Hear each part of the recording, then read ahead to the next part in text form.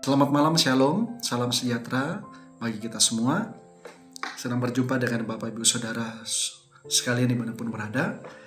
Malam hari ini kami secara pribadi memiliki kerinduan untuk berbagi satu perenungan firman Tuhan pada malam hari ini. Namun sebelum itu, sebelum kita mendengarkan belajar akan kebenaran firman Tuhan, saya ingin mengajak Bapak Ibu Saudara, mari kita satu di dalam doa, kita berdoa. Tuhan Yesus, terima kasih buat kasih dan anugerah-Mu, buat setiap kesempatan yang Tuhan berikan kami sampai dengan hari ini. Kami ada bukan karena kekuatan, kehebatan kami, tetapi semua karena pemeliharaan-Mu yang begitu besar di dalam setiap langkah kehidupan kami. Kembali pada malam hari ini, kami bersama dengan saudara-saudara, bersama dengan keluarga di dalam Tuhan, kami bersama-sama belajar akan kebenaran firman Tuhan. Engkau pakai bibir mulut anak-Mu yang terbatas ini, sehingga setiap firman, setiap perkataan yang keluar dari bibir mulut anak-Mu biarlah semua berasal dari tuntunan, berasal dari urapan dan kuasa Tuhan. Bahkan saudara-saudara kami yang mendengar Tuhan, biarlah firman-Mu yang terus menuntun, firman-Mu yang terus memimpin, firman-Mu yang terus membimbing, bahkan mengajarkan kami setiap hari, setiap waktu. Sehingga kami melangkah bukan dengan kekuatan kami sendiri, tetapi kami melangkah dari hikmat, pengertian, pengetahuan melalui kebenaran firman-Mu pada malam hari ini. Terima kasih Bapa. Kami sambut berkat firman-Mu hanya di dalam satu nama Tuhan Yesus Kristus, Juru Selamat dan Penebus kami. Bersama-sama kita katakan, amin. Nah, saudara yang terkasih dalam Tuhan, satu kebenaran firman Tuhan terdapat di dalam kitab Mazmur 73. Ya, saudara, saya menggunakan edisi yang terbaru. Ya, sekali lagi, mari kita buka di dalam kitab Mazmur 73. Nah, saudara, kalau kita melihat bahwa Mazmur ini adalah salah satu Mazmur yang paling, kalau saudara baca, paling sering ya dalam realita kehidupan, paling sering mengusik pikiran kita. Ya. Mengapa saudara? Nah, ini yang dialami Asaf. Ya. Coba kita baca di dalam Mazmur 73 ayat 2. Saya bacakan saudara. Dikatakan, tetapi aku hampir saja kakiku terpeleset. Nyaris aku tergelincir sebab aku cemburu kepada pembual-pembual. Kalau aku melihat kemakmuran orang-orang fasik, sebab, kata ayat 4, sebab kesakitan yang membawa maut tidak ada bagi mereka dan tubuh mereka gemuk. Mereka tidak mengalami kesusahan manusia dan mereka tidak kena tulas seperti orang lain. Nah, saudara yang terkasih dalam Tuhan, peristiwa ini menceritakan pergumulan Asaf ketika firman Tuhan berkata dia cemburu. Asaf dia melihat ketimpangan bahwa orang-orang fasik, orang-orang yang di luar Tuhan, orang-orang yang jauh daripada Tuhan, justru hidupnya makmur, hidupnya ya aman-aman saja, hidupnya baik-baik saja, hidupnya tidak mengalami kesusahan dibandingkan dengan orang-orang yang hidupnya benar di hadapan Tuhan, hidupnya jujur, hidupnya dekat dengan Tuhan, hidupnya berkenan di hadapan Tuhan. Justru apa? Justru mengalami, diperhadapkan dengan segala situasi keadaan, baik sakit, penyakit, mengalami kesusahan, bahkan mengalami persoalan hidup dan kesesakan dalam hidupnya. Sehingga saudara, kalau kita baca di dalam ayat 12 dikatakan Asaf, saudara, dia berkata seperti ini. Sesungguhnya begitulah orang-orang fasik. Mereka hidup tanpa beban selamanya dan menumpuk harta kekayaan. Ayat 13 saudara, kata Asaf, sia-sia sama sekali aku mempertahankan hati yang bersih dan membasuh tanganku tanda tak bersalah. Ayat 14, namun aku kena tulas sepanjang hari dan kena hukuman setiap pagi. Saudara yang terkasih dalam Tuhan, ini yang menjadi pergumulan Asaf. Ketika dia melihat orang-orang yang di luar Tuhan, orang-orang yang orang-orang yang jauh daripada Tuhan, orang-orang fasik justru hidupnya makmur. Mereka tidak mengalami kesusahan, mereka hidupnya baik-baik saja dibandingkan dengan orang-orang yang hidupnya benar, hidupnya jujur, hidupnya berkenan di hadapan Tuhan, justru mengalami kata ayat 14, namun aku kena tulas sepanjang hari dan kena hukuman setiap pagi. Pada satu titik Asaf berkata, sia-sia aku mempertahankan hati yang bersih, sia-sia aku menjadi orang jujur, sia-sia aku hidup berkenan di hadapan Tuhan. Malah orang-orang fasik, orang-orang yang di luar Tuhan, mereka justru lebih beruntung hidupnya. Saudara yang terkasih dalam Tuhan, dari peristiwa ini kita belajar bahwa hal yang pertama, begitu pula dengan kehidupan saudara dan saya, seringkali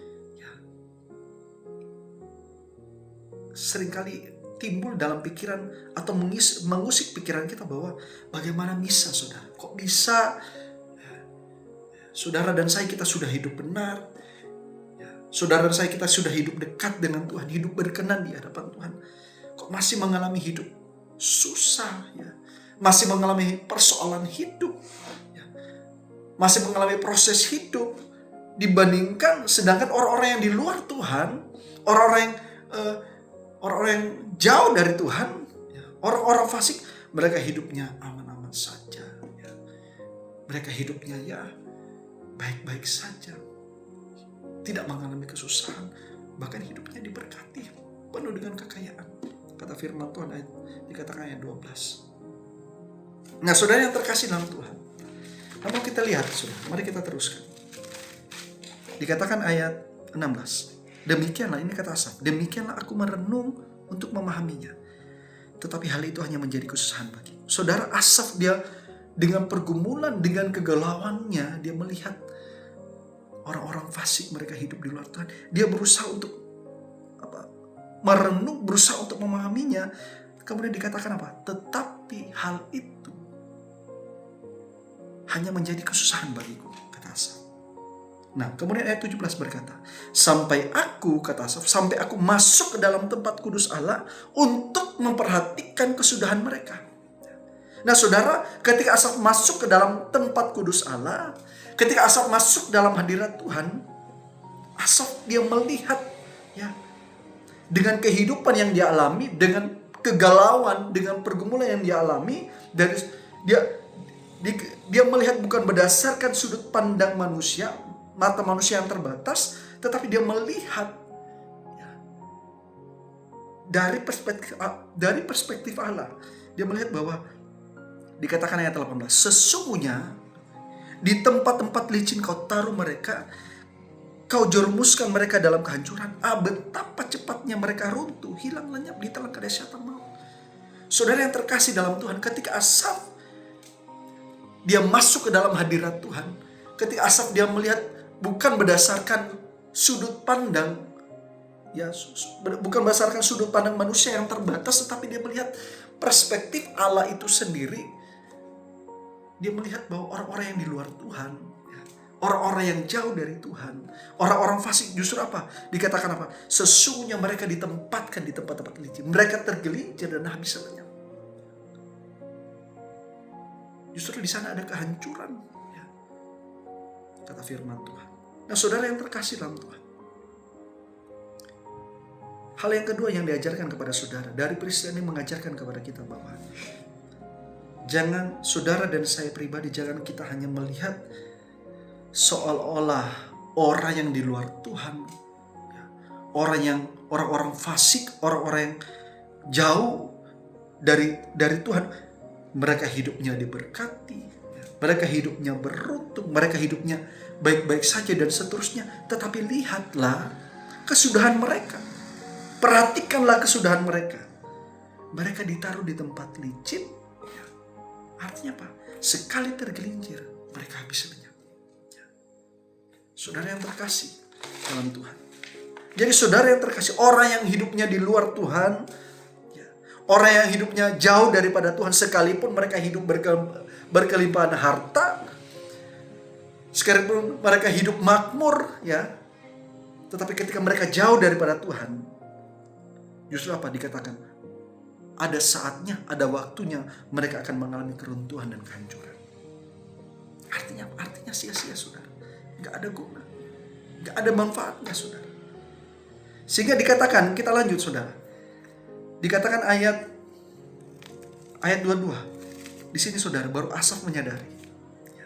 Ketika Asaf dia melihat dari perspektif Allah, ketika Asaf melihat dari sudut pandang Allah, dia menyadari dan dia sadar. Dikatakan ayat dulu, aku dungu dan tidak mengerti. Seperti hewan aku di dekatmu, tetapi Ini menjadi poin penting saudara dalam hidup kita. Tetapi aku tetap di dekatmu. Engkau memegang tangan kananku. Engkau menuntun aku dengan nasihatmu. Hingga akhirnya engkau mengangkat aku ke dalam kemuliaan. Ayat 26. Sekalipun dagingku dan hatiku habis lenyap. Firman Tuhan berkata, gunung batuku dan bagianku tetaplah Allah selama-lamanya. Saudara yang terkasih dalam Tuhan. Sekalipun Asaf mengalami pergumulan, dia mengalami kegalauan, dia melihat orang-orang yang hidupnya di luar Tuhan justru hidup makmur. Ya. Justru dia dikatakan apa? Justru dengan kegalauan dia itu justru menjadi kesusahan dalam hidupnya. Tetapi ketika dia dibawa melihat dari perspektif Allah, dia melihat dari sudut pandang Allah, dari perspektif Allah, dia sadar bahwa orang-orang yang hidup di luar Tuhan akan jatuh tergelincir dan habis lenyap. Mereka akan mengalami keruntuhan dan kehancuran. Sehingga Asaf sadar dan dia bilang begini, aku seperti hewan di dekat. Tetapi apa dia bilang? Dia bilang apa? Engkau memegang tangan kananku. Saudara yang terkasih, Asaf menyadari bahwa Tuhan yang paling berharga dalam hidupnya. Hal yang ketiga, dari peristiwa ini mengajarkan kepada saudara dan saya bahwa sekalipun saudara dan saya kita seperti hewan di dekat Tuhan, firman Tuhan berkata, dia akan tetap memegang tangan saudara. Dia akan tetap memegang hidup saudara. Kenapa? Karena kita adalah milik kepunyaan Tuhan. Sekalipun saudara berkali-kali jatuh, sekalipun saudara-saudara berkali-kali jatuh tergeletak, percaya ada tangan Tuhan yang akan terus menopang dan menolong hidup saudara. Kenapa? Karena dia adalah Immanuel. Jadi saudara yang terkasih dalam Tuhan, dari peristiwa mengajarkan kepada kita bahwa mari saudara, kita tetap mempertahankan hati yang bersih. Mari kita bersama-sama mempertahankan hidup untuk terus berkenan di hadapan Tuhan. Hidup untuk dekat dengan Tuhan. Hidup benar di hadapan Tuhan. Kenapa? Karena Tuhan tidak pernah meninggalkan setiap langkah hidup kita. Persoalan boleh terjadi. Masalah boleh terjadi dalam hidup kita. Proses hidup boleh terjadi dalam hidup kita. Tuhan izinkan semua terjadi. Untuk apa? Untuk kita menjadi pribadi yang kuat. Pribadi yang selalu. Kenapa? Karena Tuhan mengasihi hidup saudara dan saya pribadi. Saudara yang terkasih dalam Tuhan. Kesimpulan dari yang menjadi perenungan kita hari ini adalah jangan pernah kita iri. Jangan saudara saya kita cemburu melihat keberuntungan orang fasik. Ya, sekali lagi, saudara saya jangan pernah kita iri, jangan pernah kita cemburu, jangan pernah kita galau melihat keberuntungan orang fasik, melihat keberuntungan orang-orang yang di luar Tuhan, melihat keberuntungan orang-orang yang jauh daripada Tuhan. Tetapi saudara dan saya, mari kita melihat dari perspektif Allah. Untuk saudara dan saya, kita mempertahankan hati yang bersih, kita mempertahankan hidup yang benar di hadapan Tuhan. Kenapa? Karena ada kehidupan yang kekal yang akan kita terima. Ada buah yang akan kita terima. Ada berkat, ada hasil yang kita terima. Kenapa firman Tuhan? Persekutuan kita tidak akan sia-sia di hadapan Tuhan. Lebih baik di kanan Tuhan daripada hidup ditaruh Tuhan di tempat yang licin, mengalami keruntuhan dan kehancuran. Terpujilah Tuhan. Haleluya. Tuhan Yesus memberkati kita semua. Shalom.